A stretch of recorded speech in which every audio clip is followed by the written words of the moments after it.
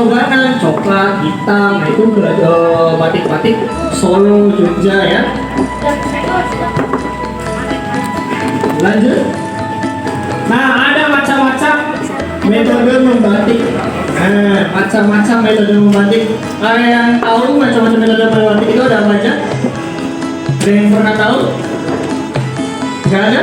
Oke, saya kasih tahu. Yang pertama itu ada yang namanya metode tulis. Nah, ada batik tulis. Batik tulis itu dibuat mulai dari 0 sampai akhir menggunakan tangan. Nah, mulai dari penggambaran, mulai dari penutupan lilin sampai pewarnaan itu menggunakan manusia, menggunakan tangan manusia. Itu namanya batik tulis. Pengerjaannya bisa sampai 1 sampai 8 bulan pengerjaannya. Karena lama. Dan batik itu nggak mungkin bikinnya cuma 30 cm, 40 cm, tidak, tapi 2 meter, 3 meter, 5 meter seperti itu. Makanya pengerjaannya juga lama. Lalu ada lagi batik metode cat. Nah, metode cat ini masih manual, tapi ada alatnya, ada alat instannya, seperti stempel. Nah, jadi udah ada stempelnya, sudah ada motifnya, tinggal ditempel-tempelkan saja, tinggal dicap. Pengerjaannya ini lebih cepat dibanding metode tulis. Itu.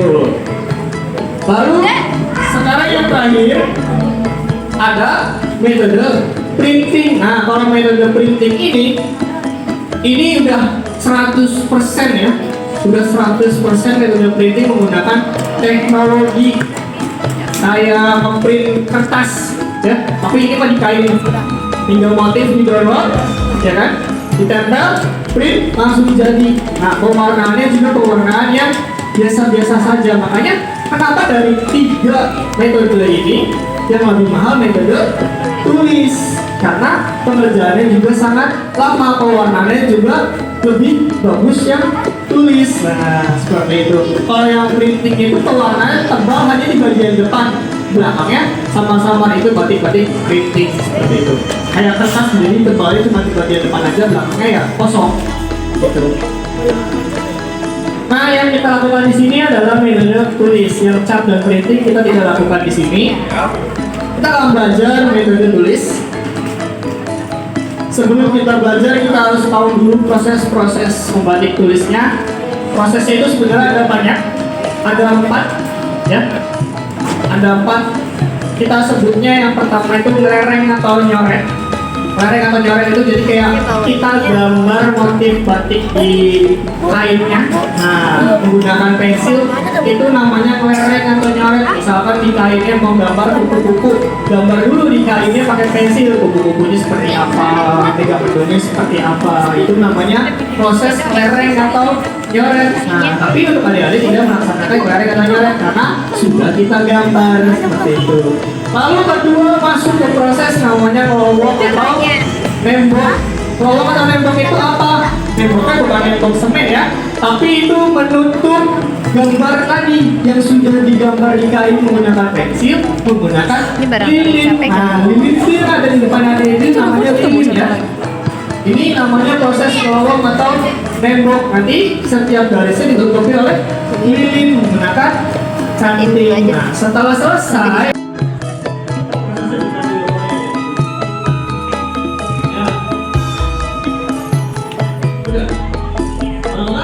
langsung ini aja jadinya di kayak lereng, lowong,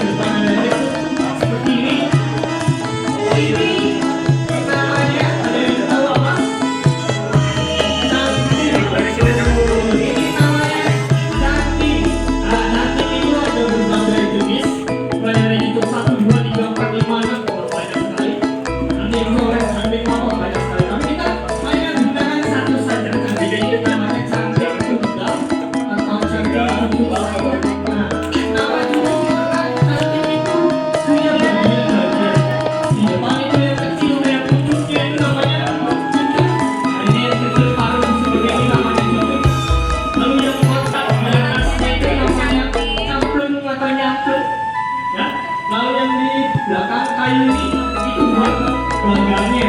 Nah, jadi ada buat megang itu di bagian gelanggalnya. Jangan di bagian cucuk atau cangkulnya karena nanti cucuk dan cangkulnya akan dijerumuskan ke dalam kulit panas. Kalau ada yang megang cucuk dan cangkul, jadi tangannya akan kepanasan. Makanya pegang di kayunya di gelanggalnya. Nah, lalu ada lagi yang kotak-kotak, ada yang tahu? Yang tahu ini apa namanya? Bukan gula merah. Ada yang tahu? Memang banyak saya kalau jorok. Ini apa? Gula aren, terasi, bukan ya? Ini juga makanan. Ini namanya lilin atau pala. Mungkin ada yang mikirnya, oh lilin mematikan, lilin ini ya, lilin mati lampu sama lilin ulang tahun. Bukan ya? Bukan lilin mati lampu ulang tahun.